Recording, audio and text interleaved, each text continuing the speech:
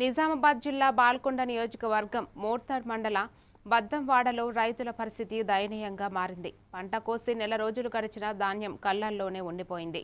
లారీలు రాకపోవడంతో రైతులు రాత్రింబవళ్లు అక్కడే పడిగాపులు కాస్తున్నారు. మిల్లర్లు క్వింటాలకు 11 కిలోలు తరుగు తీస్తేనే అన్లోడ్ చేస్తామని చెబుతుండటంతో రైతులు ఆవేదన చెందుతున్నారు. వర్షాల భయంతో ధాన్యం నష్టపోతుందని వాపోతున్నారు. ప్రభుత్వం వెంటనే స్పందించి ధాన్యం సేకరణ వేగవంతం చేయాలని, మిల్లర్ల దోపిడీని అరికట్టాలని రైతులు డిమాండ్ చేస్తున్నారు.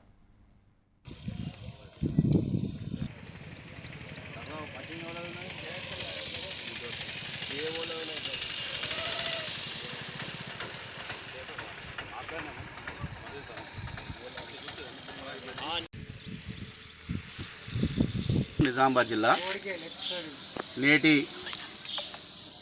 పరిస్థితులలో ధాన్యం సేకరణలో భాగంగా రాష్ట్ర ప్రభుత్వం పూర్తిగా విఫలమైంది. ఇప్పుడు ఈ సీజన్లో నెల రోజుల కిందట కోసిన ధాన్యము అట్లాగే కళ్ళాల్లో పెండింగ్లో ఉంది. మరి రైస్ మిల్ల దగ్గరకు అయితే 11 కిలోల కడత ఇస్తేనే మేము లారీలు తీసుకొస్తారు. మరి 15 రోజులు అయితే మళ్ళీ విత్తనాలు స్టార్ట్ అవుతాయి. ఆ విత్తనాలు స్టార్ట్ అయిన తర్వాత మరి ధాన్యం అంతా నానిపోతుంది కళ్ళల్లో.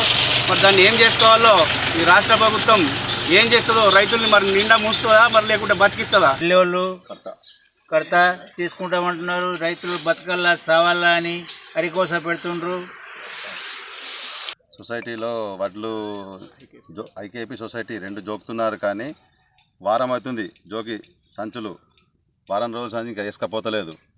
వాళ్ళని అడిగితేనేమో 10 క్వింటాలకు 10 కిలో కడత అడుగుతున్నారు. ఇట్లా అయితే రైతులు బతకడం కష్టమే. 20 రోజులు పొలం కోసి కుప్ప పోసినాక జోకినాక 10 రోజుల దాకా లారీలు వస్తలేవు. వచ్చినాక మిల్లుకి వెళ్ళినా కానీ 10 కిలోల కడత కాడికి దించుకుంటాము అని సతాయించుకుంటా లారీలు వస్తలేవు. 15 రోజులు అయితే వర్షాకాలం ముందరున్నది. నిన్న రాత్రి కూడా చినుకులు పడ్డాయి. ఎక్కడోళ్ళు అక్కడ రైతులందరూ గాలి ఆగమాగమై కాయదాలు కప్పుకున్నారు. 15 రోజులు అయితే వర్షాలు పడితే ఇంకా ఏం మాట్లాడతారు.